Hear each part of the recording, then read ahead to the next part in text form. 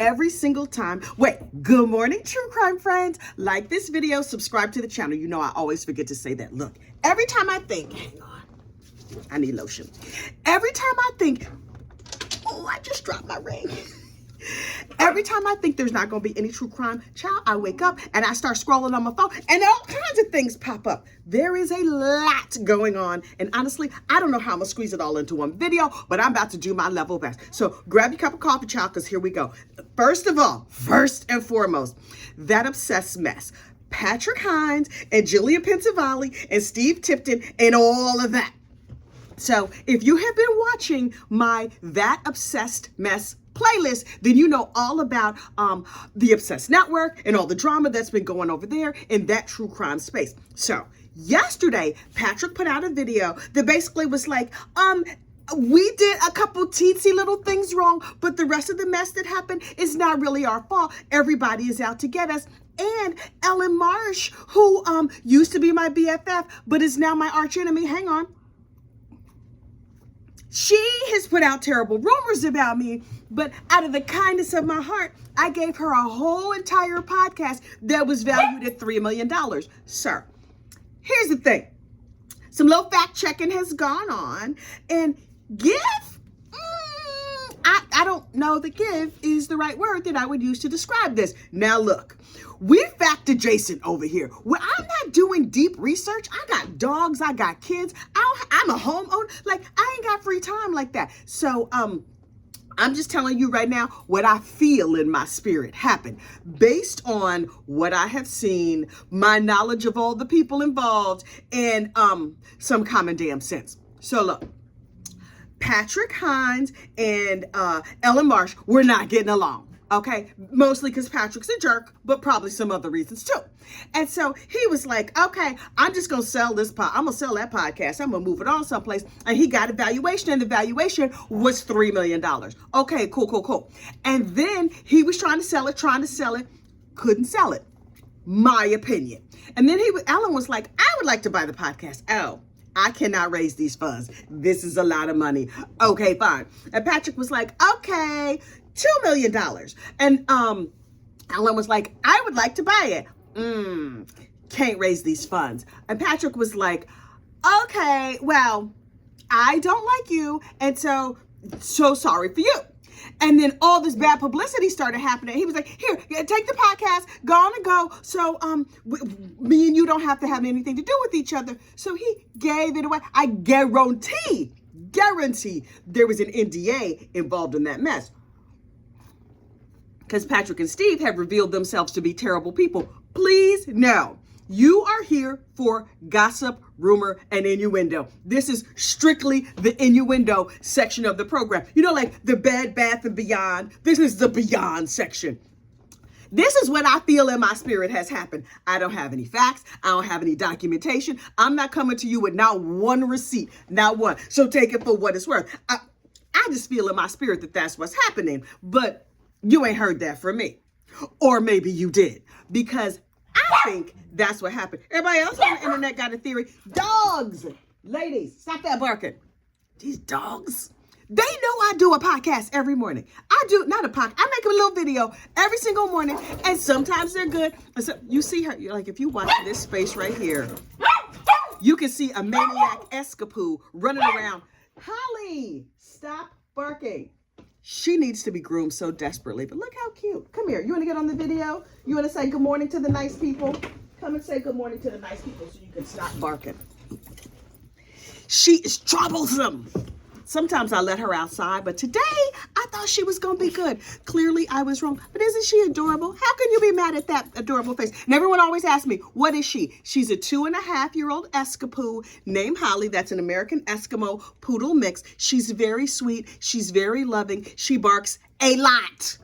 Anyway, she's our alarm dog. We don't need Simply Safe because we got Holly. And she will threaten to bite you. Actually bite you. Crapshoot. But she will threaten to bite you. You come near her mama, though, she might tear your arm off. Just letting you know. Anyway, you want to get down? You want to get down? Okay, get down. Now stop barking. In other true crime news, child, Ernesto Williams. Now, For more on this story, you're going to have to look at the Shirley Strawberry playlist, because I don't have time to do the whole explanations of these people because it's a lot going on. Ernesto Williams, Shirley Strawberry's husband, is out here begging for money. Now, we know Ernesto has this longtime friend, Dre. And Dre is like, I'm going to be your friend to the end. I'm going to be your friend till the wheels fall off. Now, I think Mr. Dre was saying all that before he knew the true tenor of all these crimes. He was like, Ernesto was set up. I'm sure they just throwing some charges on Ernesto. But as time goes along and all these bloggers got a hold of this case and they start rolling out the details, I'm sure Dre was like, so I'm going to put you a little money on your books, but I'm going to need you go on. Meanwhile, Ernesto was calling his friends, everybody has abandoned this man. He's been in jail for 16 months. Now, is he a Pedialyte? Well, that is what he is charged with. Did he do all those financial crimes and thieving and lying and all this other stuff and the intimate assault of people and the kitty diddling and the thing with the animals he's accused of? These are things he's accused of, child. I can't convict the man. I have not seen all the facts and evidence. Well, I have seen a lot of the facts and evidence because they all out here on Beyonce's internet. But I'm just like, And now Ernesto is like, everybody has abandoned me. Sir, we have heard your jail calls. Oh, phone calls from prison has them all. Phone calls from prison has let us know. And now we can hear what's on your mind or what you've been thinking about and all that other stuff. And now we know you a lying sack of sugar. You ain't good for nothing. And you got your side chick, Silly Sonia, up here on the internet talking and making your case worse and worse and worse. And the more he talks, the worse his situation gets.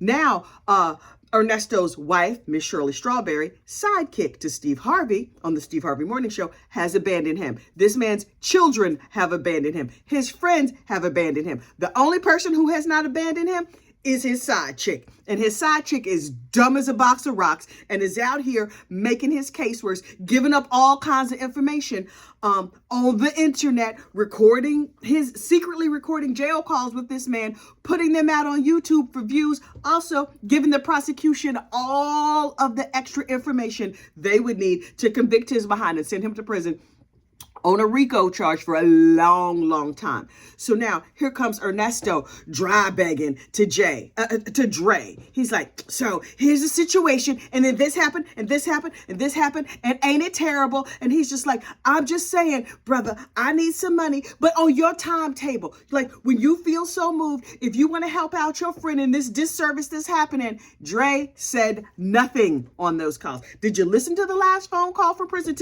What's today?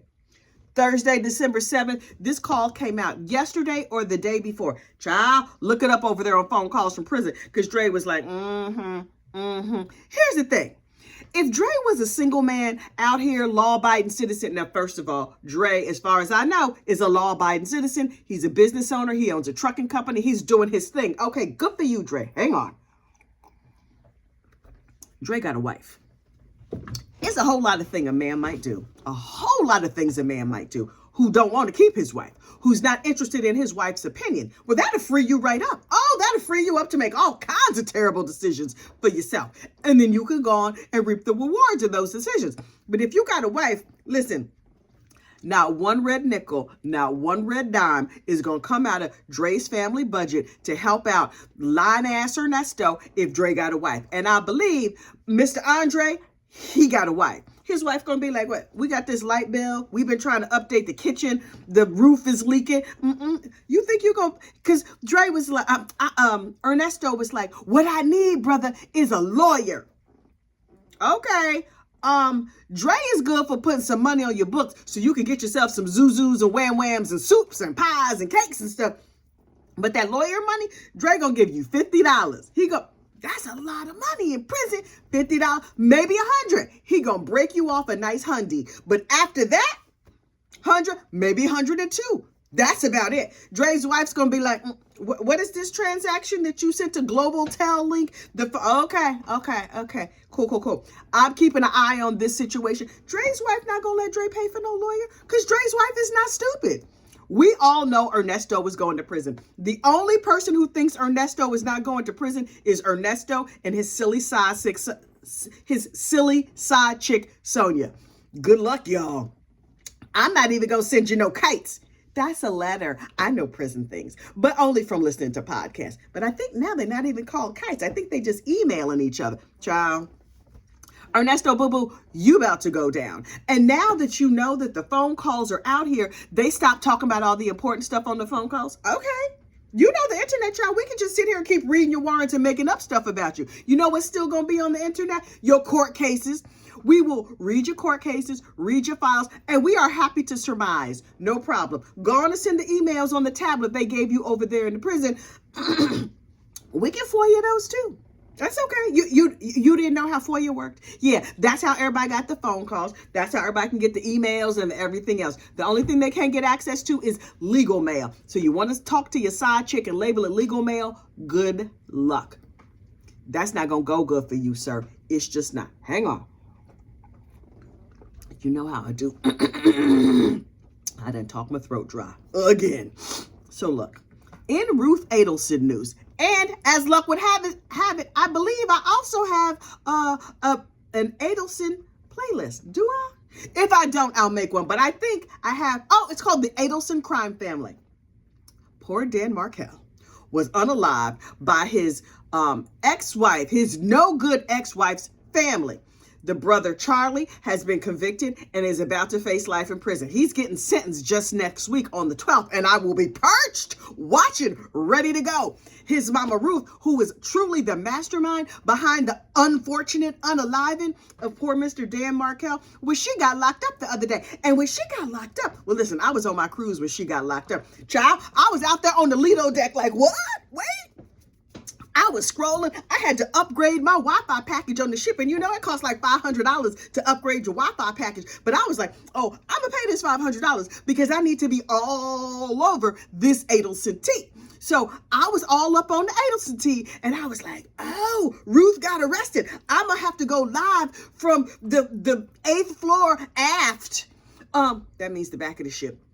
And I made me a little live video like, girl, did you see that Ruth Adelson got arrested? Child, she got arrested down there in Miami, trying to flee to, where was she trying to flee to? Oh, Vietnam, by way of Dubai or Abu Dhabi or someplace exotic. Dubai? Yeah, by way of Dubai. And they picked her behind up at the airport. And so when they book you into the jail, they do the mug shot, they do the front shot, they do the side shot. You got to hold up a number. I don't think you have to hold a number no more. But in my mind, you holding up a number that says like your case and everything. Okay, cool. Here's the thing. They also do your height and weight. And so I am always trying to be skinnier. Y'all know my goal. My original weight was 5 pounds and 6 ounces. I've been trying to get back down to that for these last 53 years. No luck yet, because also me and cookies, we sometimes have an inappropriate relationship. Don't blame me. It's just them cookies, they're very seductive. So anyway, I was like, so I'm always like looking lustfully at skinny bitches. And I'd be like, oh, she's so thin. Here's the thing. TT downside I had not considered. Oh, Ruthie there, now they transferred her from Miami where she got arrested up to Leon County, which is way up in the north part of Florida. And that north part of Florida, from what I understand, is basically like Alabama. You have like Miami, and then you have Orlando, and then everything else is Alabama.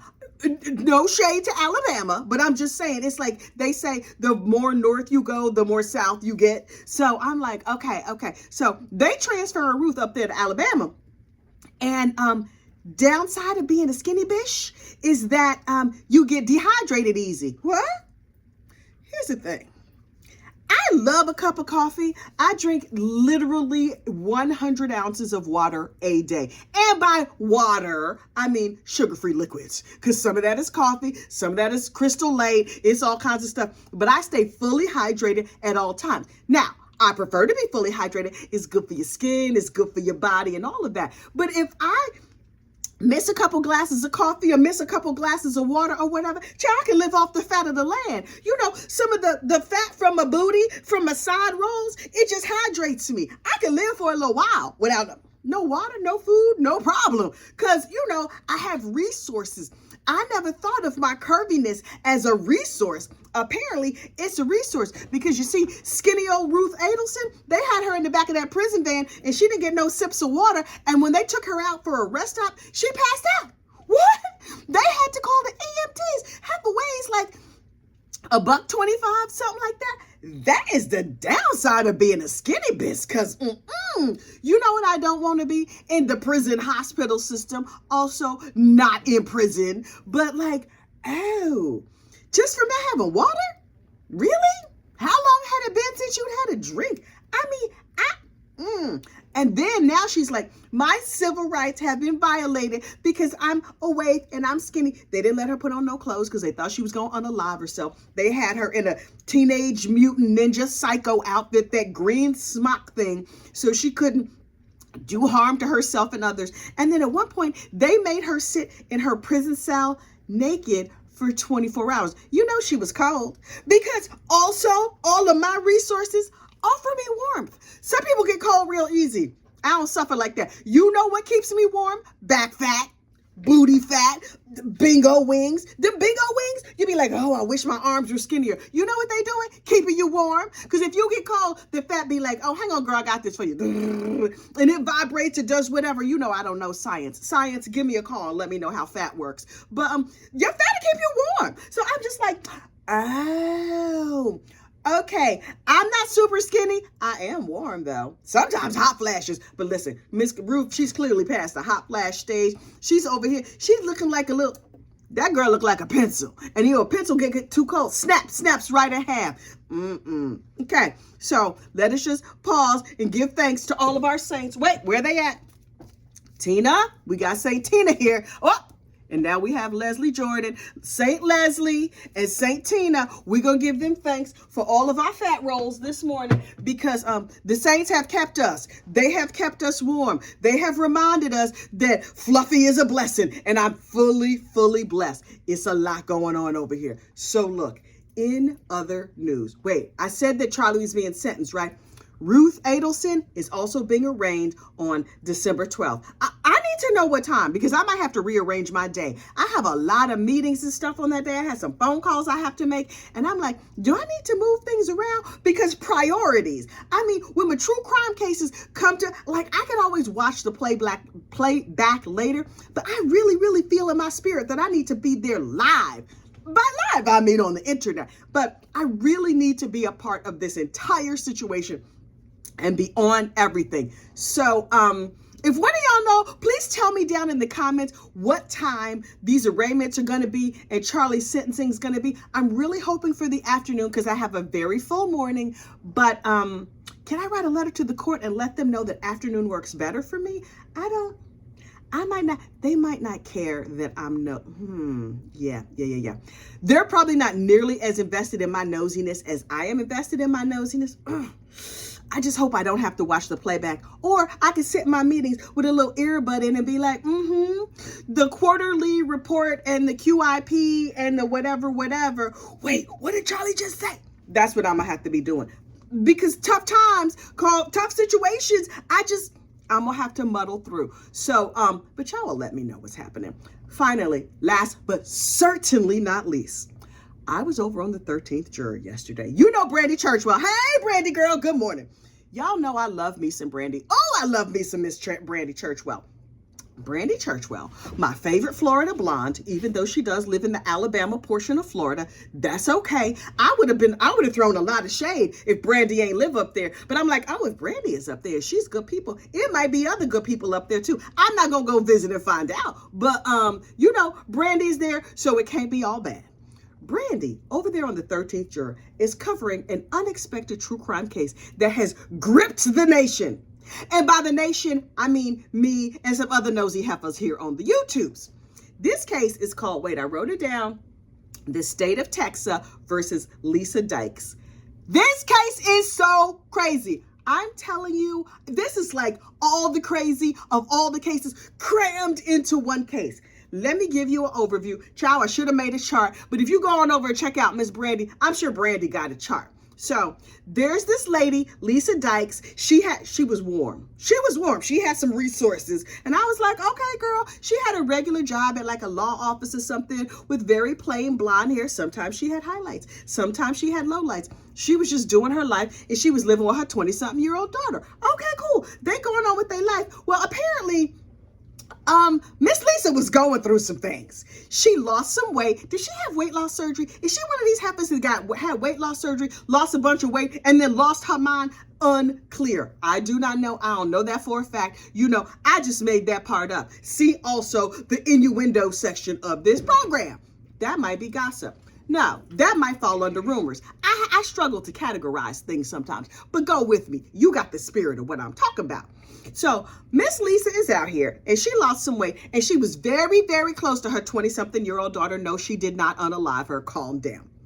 So she's like, hey, 20-something-year-old daughter, mommy's going to need to get her swerve on and do her groove thing. So I'm going to need you to move out and go live with your friends because I'm about to be doing the most up in this apartment. Now, please understand the rules of a midlife crisis. You're supposed to cut your hair into a funky, cute hairstyle, maybe color it, maybe get a fast car, and maybe kiss some boys that are inappropriately young for you. That's what you're supposed to do. This woman had a little chunk of change and she was like, okay, I don't know where her money came from. I don't know. But she's like, I got myself some money. I got myself some midlife. I got myself some crisis. This is what I'm going to do. I'm going to move my daughter out and I'm going to move the madness into my house. So her son was out here working in one of the local nightclubs in Dallas. So she's like, I'm going to go down here to the nightclub and I'm going to make friends with all the little bouncers and all the little people that be hanging out because yes, I'm old enough to be all their mama, but I also want to be their friend. So this is a white lady. She started trying to hook up with these young black rappers. And by rapper, I mean a young man who's unemployed or underemployed with a teensy bit of talent and an interest in rap. Because truly, rap is not a career or a job until you make it enough to support yourself. Before that, child, it's just a hobby. Now, it's a nice hobby, good for you, enjoy your hobby, but your rap career is an overstatement. So she tried to holler at this one dude who looked like CeeLo. I don't remember his name. And he was like, nah, old lady, I'm going to take a pass. And then the next dude comes along, Mr. Ladies Man, Chuck. What's his name? Charles Beltran. Chuck Gorgeous. Chuck 50-50 Chuck. Half amazing, half crazy. Okay, 50-50 Chuck. 100% out of his rabbit ass mind. Okay, but fine. So she hooks up with Chuck. Oh, she's like, oh, I'm doing the most. Oh, she put some little diamonds in her teeth and she shaved her hair. Now listen, you see this haircut right here? I've had this haircut for many, many years, either totally short all over or short on the sides. You want to know why? Hot flashes. This is my air conditioning. This is personal air conditioning. So if you see a middle-aged woman with her hair cut real short or the side shaves like that, that's because the heifer hot. I'm hot. I'm telling you, I just be sitting here minding my business and I get a personal summer and I'm like, woo, Jesus, is that the Holy Ghost? Oh no, that's just hormones because I'm hot. So Miss Lisa went out and got herself a nice hot flash haircut, which, okay, fine. She shaved it all on the sides and she wanted a pompadour. I can make a pompadour. The top was real long and then she did like a swoop where it's off to the side and she wanted it some fancy color. Oh, do I look like a sugar mama now? Is this the sugar mama look? Okay, so she got my haircut. She got a true crime gossip haircut and she dyed it a bunch of funky colors. Okay, cool. And her hairdresser was like, girl, you gonna wear this to work? They let you do this at work? Okay, good luck. Let me go on and put this color on your hair or whatever.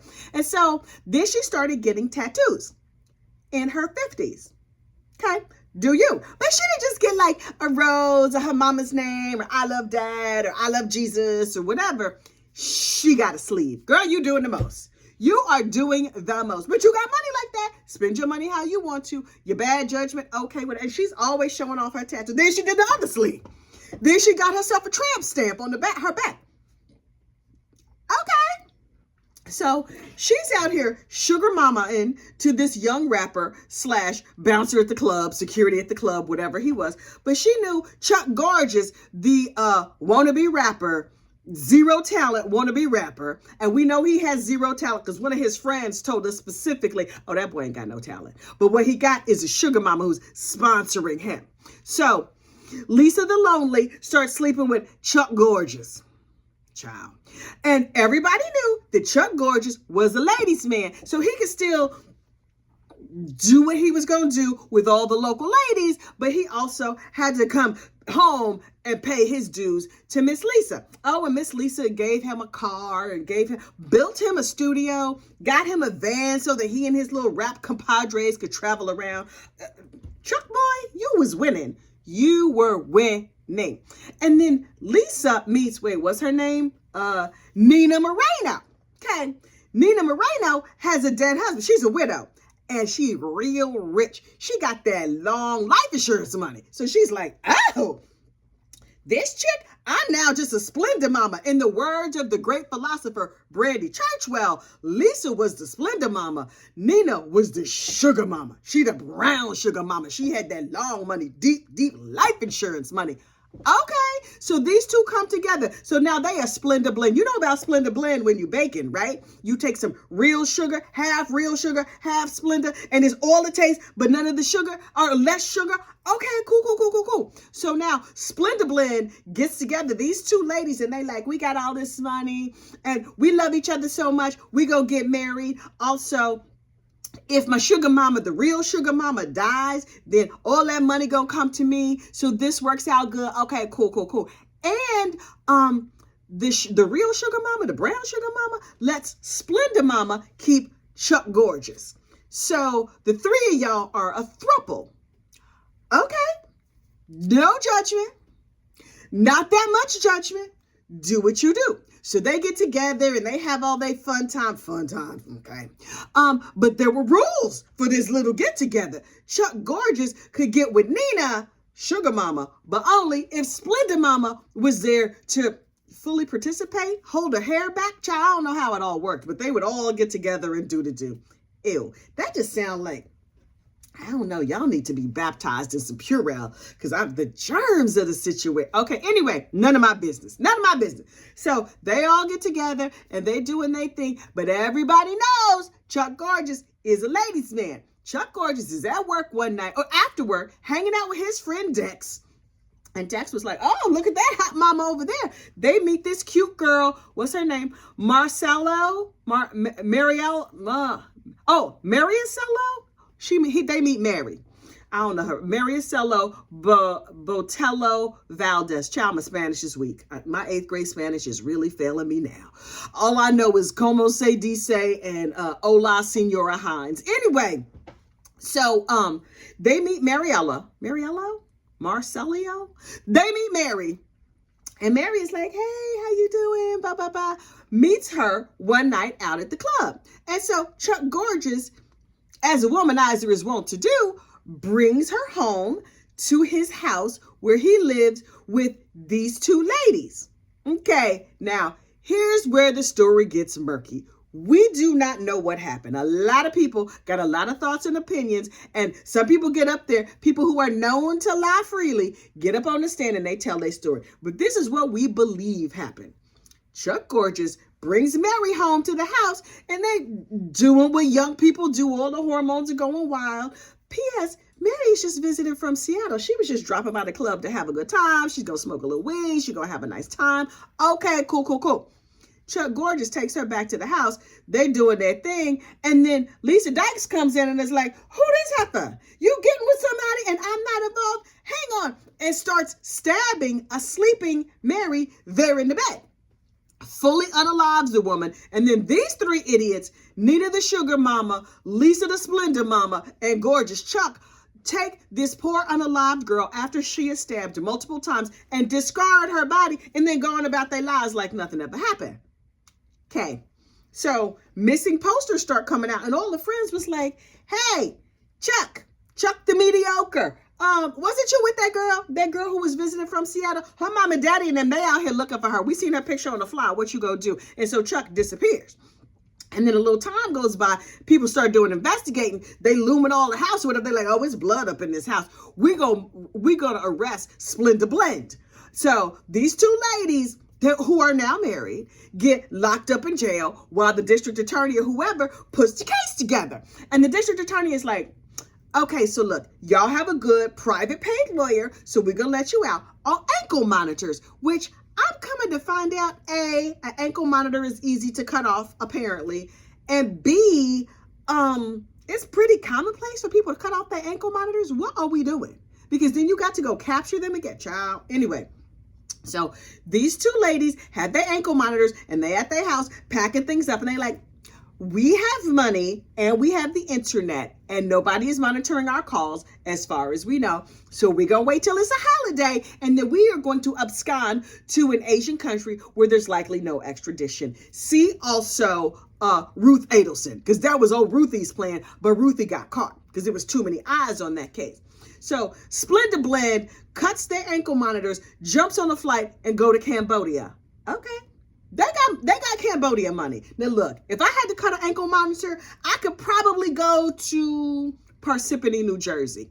I live in Bergen County, New Jersey. Parsippany just right over there. But all I'm saying is that like I could flee the jurisdiction, just not that far. I'm not even sure I can make it to the Poconos.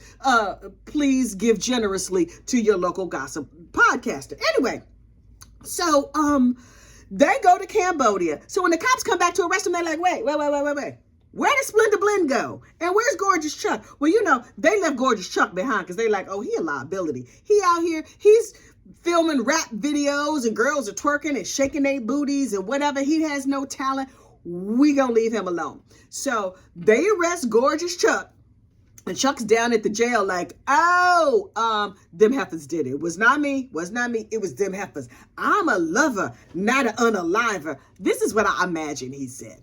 And so they were like, where'd these heifers go? Now, how they caught them in Cambodia, I do not know. What y'all need to do is go to like North Korea where they don't have no good internet access. I tell you what, if you flee to North Korea, they not going to find you. Also, then you would have to live in North Korea. That's another situation. But I'm saying, if you go to China, go someplace with bad internet service or limited internet service, and you might get away with this madness. Although I should not be helping criminals. This is not the Help a Criminal channel. This is just a gossip channel. So anyway, these ladies flee to Cambodia, and somehow the Texas Rangers, they got him back. Now, I don't know if it was the Texas Rangers, but them Texas police people, they got him and they brought him back, and they like, well, now we putting you in prison for real, and now the case has come to trial. And I was like, oh, Mary's mom and auntie and them was up on the stand talking about she was a beautiful girl, she was wonderful, we don't know why she was out here being half a hoe, going home with dudes from the club. And I mean, listen, you're 20-something, you go home with dudes from the club, that's what you do. And then people in Splendor Blend's life have come to the stand to talk about the situation. First, they had Uncle Dex. Child, Uncle Dex is like a club manager, a restaurant manager over there in the Dallas area where the nightclubs are. I forget what it's called. Deep something. Oh, wait. Deep Ellum? Something like that. Y'all tell me in the comments. I don't know. Anyway, what's his name? Dex. Uncle Dex works down in the club district and he knows everybody. He knows the whole situation. He was like, yeah. Lisa was a nice lady. She was like a mom. They was in like a relationship or whatever. I was minding my business. I was leaving it alone. Like, oh, you want to get with that midlife crisis over there? Enjoy your cash. Good luck. He was like, me and Chuck was friends. But after this whole situation jumped off, I sent him the missing fly. I was like, boy, they mama out here looking for this girl. He was like, okay, bye. He got ghosts. He's like, I haven't seen him since. Okay, cool. So Uncle Dex, they asked Uncle Dex on the stand, what about Gorgeous Chuck's rap career? And Dex couldn't stop laughing. He was like, oh, yeah. Nah, he didn't. Now, at one point, young Dex did go to a rap show in like Arkansas, but it was a bringers show. You know what a bringer show is? A bringer show is when you have to bring your own audience. They gonna let you get on their stage, but you have to pay them to get on their stage. That's how bad a rapper he was. It was not a good situation. But his investor, Splendor Blend over here, was like, we paying them. Child, you was paying him for that dang-a-lang. Let's just be real about it. You was paying him for access to his nether regions on a regular basis. Problem was, he was sharing his nethers with everybody near and far, and you ain't like that. That's why you unalived this poor girl having nothing to do with it. She had nothing to do with this situation. She was minding her business, trying to get her some weed and suck a mean one and go on back to Seattle. And you just unalive this lady? Listen.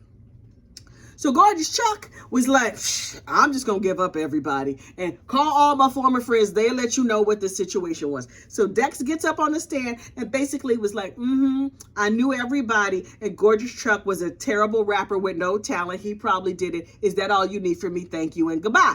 And then Dex went on back to the rest of his life. Shout out to Uncle Dex. Hope you having a good day. And then next, some other dude who was a friend of this I don't remember that second dude's name. Anyway, he had a real big head and a real tiny face. You ever see that? When somebody has too much head for the amount of face they had? He had like this much face and this much head. Maybe that means he has a big brain. I don't know. He's a funny looking dude. He looked kind of like CeeLo. He got up there and he confirmed that yes, Chuck was a horrible rapper. But yeah, they was all friends and they had a whole situation or whatever. Now the girl's dead. We all think Chuck did it. What else you want from me?